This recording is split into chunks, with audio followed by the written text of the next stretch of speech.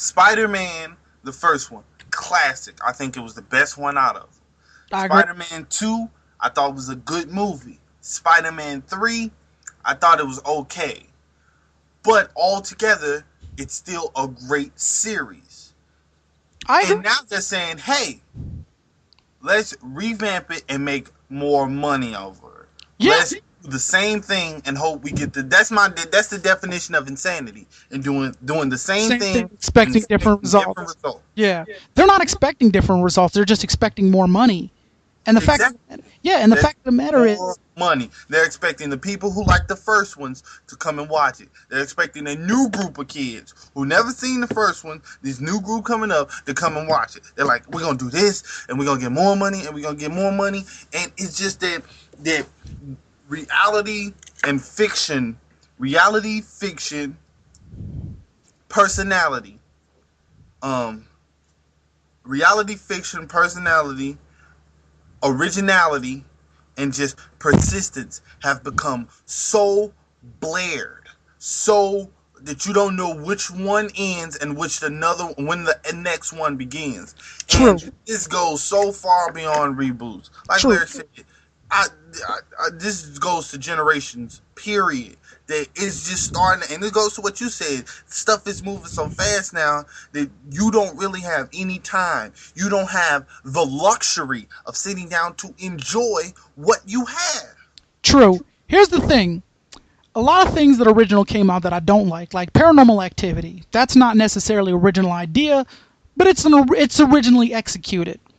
Now, I didn't like those movies. I didn't think they were scary. Paranormal Activity was a throwback to like the Blair Witch. It was definitely a throwback. Like that's without question, but it was definitely an original idea. Yes. You know, and I give that movie full credit. I don't like them. I'm not saying they're bad movies. I'm just saying they weren't scary, but it did nothing for me. But I appreciate the idea of them doing that and using that.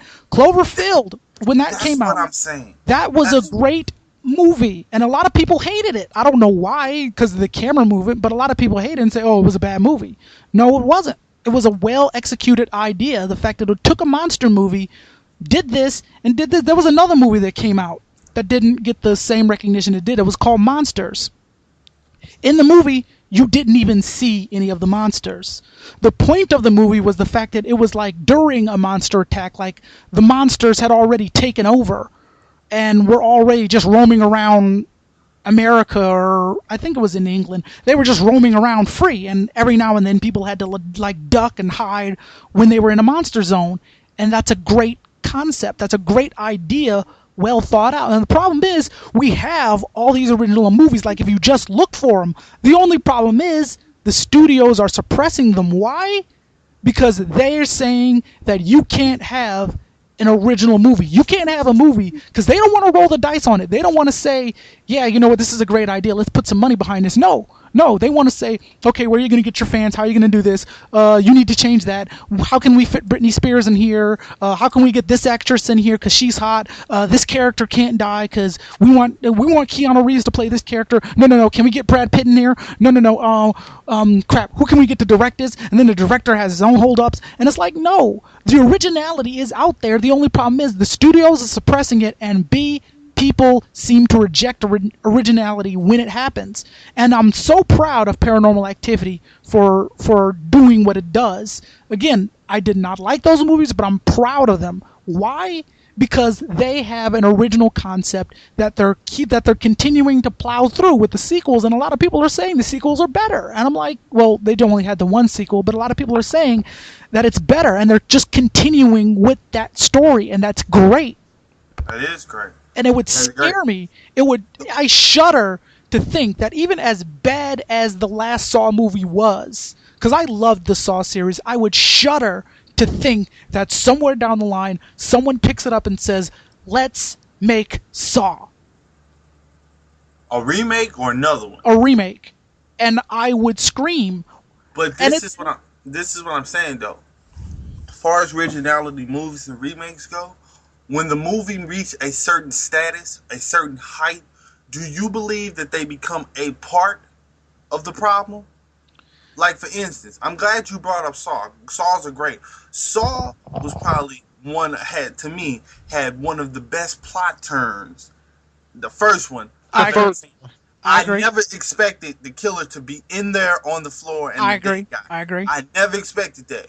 And second one was good, but as they got more and more, like what are they on? SAR 27 now or SAR 87? I forgot how, but as they made more and more, I saw them become so cliche, so mundane that I saw them becoming the problem of which I felt that they were the antidote to. Well, you know what happened with Saw? They did the first one was good. It had gore in it, but it was mainly like kind of like a thriller type thing. And when they seen that gore got some views, like on the second one, even though I liked the second one, they seen that gore got some views. All it was doing was gore. Oh, no, that's not true. That is not true. And let me hold on. They want people's stomachs. The same can be said for Shrek. I love the original Shrek. First, as the original first.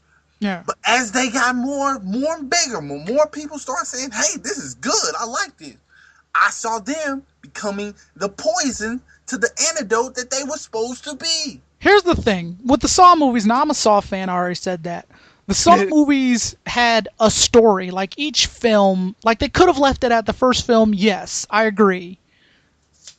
But I wouldn't listen. No, I have no problem whatsoever of you making 175 sequels if they're good. Yeah.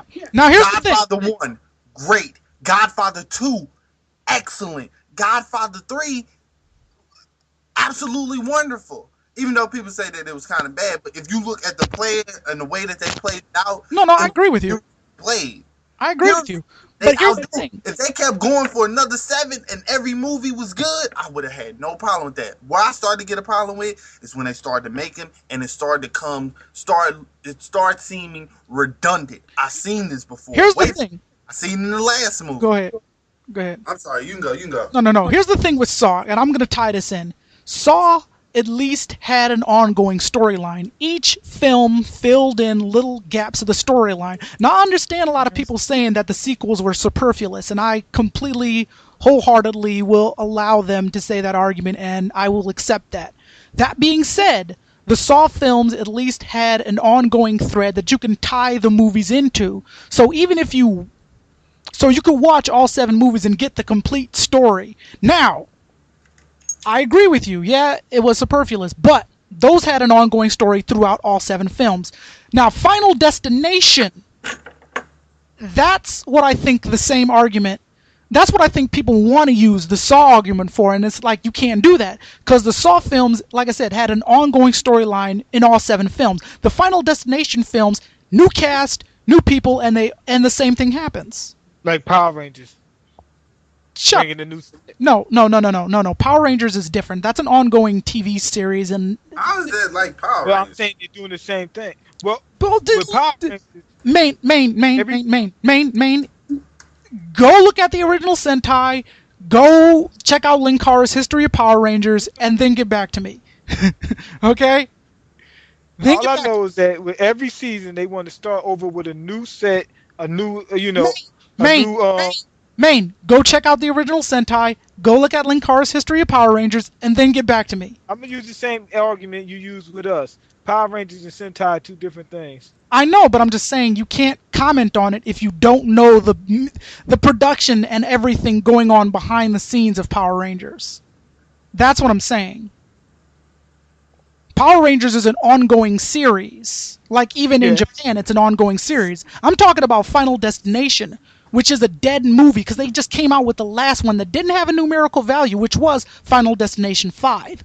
Now they're actually coming out with a Final Destination 5, and again, there's no ongoing story between the two. At least with Power Rangers, every now and then, they will have a crossover event with other Power Rangers to tie these 2 series in. Final Destination, the only 2 that tied in the other one was the first 2 movies, Final Destination 1, Final Destination 2, which I still say is one of the greatest Final Destinations and one of the greatest horror movies I've ever seen. Why? But 2 or 1? 2. But 2. But you got to also factor this in. I thought Final Destination 1 and Final Destination 2, great movies. Fantastic. The casting was a little iffy, but it worked, and I thought they pulled it off great. Why? Then they start on some other, and they got money-itis, and they're like, hey, let's do the same. No, that's the problem. But So Final Destination 3 is... Go ahead, Even though y'all say it don't have, they don't tie into each other. When you look at Final Destination, it's about how death can come back, and you know, if people die in the wrong order, all that kind of stuff. Y'all know what I'm saying? Man, we didn't need 5 movies for that. Huh? We didn't need 5 movies for that. Like, at least I understand that. But what I'm trying to say is they're looking at it as in, okay, so what if we use different people? So what if we go to different, you know, locations and leave those out? It's still about the same thing. Death can come back. That's how they're looking at it. Redundant. That's the problem. Yeah, I understand that, but I'm just telling you how they looking at it. We already know how they're looking at it, and that's the problem. This is the thing that people were saying about the Saw films, and I'm like, no, there's still an ongoing storyline there. We still, you know, we're still getting bits and pieces about this character, Jigsaw, and, you know, all his apprentices and all that. There's still a story there. Even if you take out all the gore, there's still a story there. But there is no story in Final Destination. It was just 1 and 2. You know, those 2 films tied in together beautifully, and I thought that was so freaking clever when I saw Final Destination 2 and it tied into 1 because Homeboy was supposed to be there and Homeboy was supposed to die because Homeboy was supposed to die. And I was like, this is sick. But Final Destination 3... And when he said, who's next? And that sign came for him? Yeah, but Final Destinations 3 and The Final Destination, and now they're coming out with a 5, and it's like, there's nothing here. Final Destination there's no... The 5th now. Hold on, but there's no tie into that, and that's the problem. That's what I think people want to say about the Saw films, and it's like, no, let them have their sequel if they want let them have their sequel if they want their sequel. There's still an ongoing story. There's still more that we need to find out about that character. They're still finishing that story. But don't do it with something like Final Destination that had a good first movie. Like, if it was just Final Destination 1, great movie, great idea, original concept. They came up with Final Destination 2, outdid themselves with that. Final Destination 3 and The Final Destination and this one they're coming out with, ridiculous. Like, why? They went to the like with the 4th one, they were just trying to show how these people was gonna get killed. I know, but on the 1st and 2nd one, it was like fun seeing it, but it was also going with the story, trying to figure out what the hell is going on. But once they got to that point, we already know what's going on, and they just want to keep going with the kill scenes. How we all you getting from the movie is, who's going to die next and how are they going to die? Exactly, and that's what I'm saying. I thought the last one they made, I mean, even though that was an original, I mean, when they let it come out on DVD, I thought that was kind of original. That they let you choose on how the person died. I thought that was what? Dope. You talking about The Final Destination? The Final Destination. I need to check that out because that sounds fly. Well, yeah. One thing I did like, choose the way they died, and they let you choose who died. But that was on the DVD though, right? That was on DVD. Yeah. But it came out straight to DVD. Oh, word? The Final Destination came out on... Yeah, I did the movies. Hold up. You know what I thought was funny on the Final Destination? And I thought that was dope. I thought it was original. But besides that, I agree with you. But you couldn't die. That was funny. So they had to stay in that order. Wait, no. The Final Destination came out in film in 3D.